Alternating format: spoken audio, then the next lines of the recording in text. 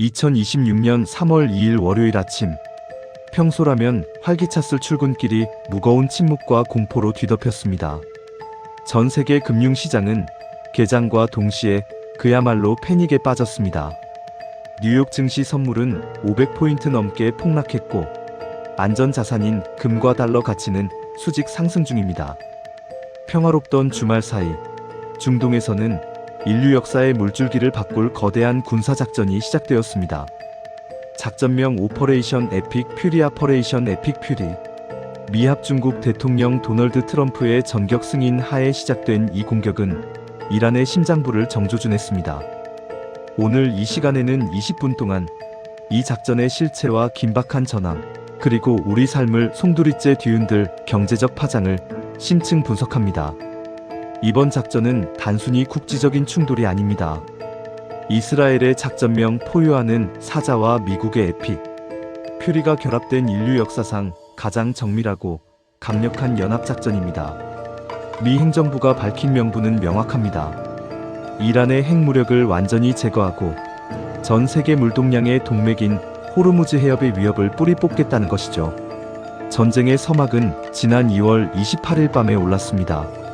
B-2 스텔스 폭격기가 괌 기지를 이륙했고, 지중해와 아라비아해에 배치된 항공모함 전단에서 수백 발의 토마호크 미사일이 불을 뿜었습니다.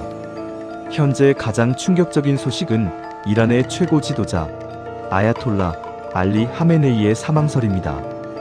이스라엘과 미국의 합동 공습으로 지도부 거처가 타격받았다는 보도가 이어지고 있습니다.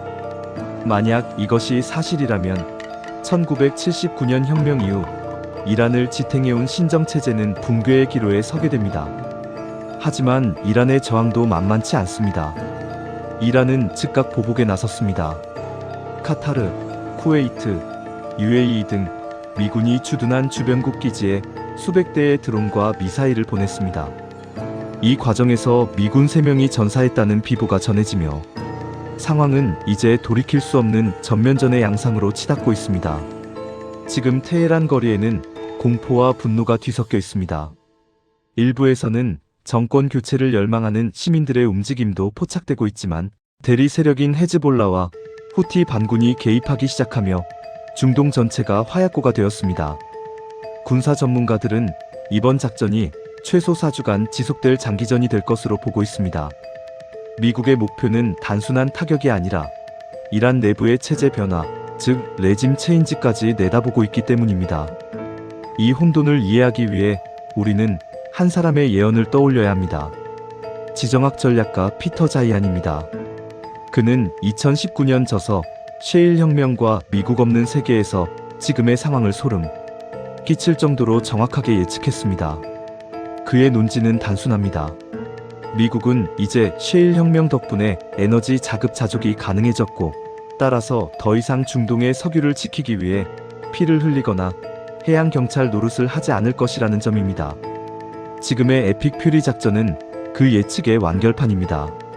미국은 이제 중동의 질서를 유지하는 데 관심이 없습니다. 오직 자국을 위협하는 요소만 파괴한 뒤 손을 떼려 합니다. 미국이 관리하지 않는 세계, 각자 도생의 시대가 열린 것입니다. 그리고 이 변화의 대가를 가장 혹독하게 치를 곳은 다름 아닌 동북아시아의 한중일 3국입니다. 자이안은 단언했습니다. 미국이 손을 떼는 순간 가장 먼저 무너질 지역은 동북아시아다. 그 이유는 명확합니다. 한국, 중국, 일본은 세계에서 중동 에너지 의존도가 가장 높으면서도 정작 그 에너지가 실려오는 바닷길을 스스로 보호할 군사적 능력이 부족하기 때문입니다. 당장 우리 지갑에 닥친 위협은 유가입니다. 호르무즈 해협이 봉쇄될 위기에 처하자 국제 유가는 배럴당 $100를 가볍게 넘겼습니다. 원유의 7,080% 이상을 중동에 의존하는 한중일에게 유가 급등은 제조원가 상승과 수출, 경쟁력 약화, 그리고 국내 물가 폭등이라는 최악의 스태그플레이션을 불러옵니다. 특히 최근 AI 산업의 폭발적 성장으로 인해 에너지의 중요성이 커진 상황에서 이번 공급망 마비는 AI 인프라를 지탱하는 핵심 하드웨어 시장마저 직격탄을 날리고 있습니다. 국가별로 살펴보면 상황은 더 심각합니다. 자이안은 중국을 가장 취약한 국가로 꼽았습니다. 중국은 막대한 에너지를 수입해야 하지만 미 해군이 지켜주지 않는 바닷길에서 유조선을 보호할 해군력이 없습니다. 에너지 수입이 막히면 중국의 제조 기반은 멈추고 이는 곧 대규모 실업과 체제 전복의 위기로 이어질 수 있습니다. 반면 일본은 그나마 상황이 낫습니다.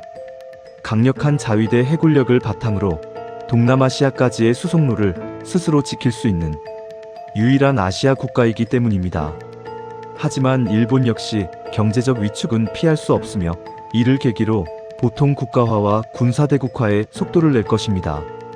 한국은 그야말로 샌드위치 위기입니다. 에너지 의존도는 극도로 높고 지정학적으로는 북한, 중국, 일본 사이에 끼어 있습니다. 독자적인 에너지 생존 전략과 더불어 막대한 국방비 부담이라는 이중고를 짊어져야 하는 상황입니다. 결국 지금의 중동 전쟁은 미국이 관리하지 않는 세계의 본격적인 시작점입니다. 미국은 자국 에너지가 충분하기 때문에 중동의 혼란을 방치하거나 지금처럼 파괴적인 방식으로 개입할 수 있게 되었습니다. 이제 더 이상 미국의 호의에 기댄 평화는 존재하지 않습니다.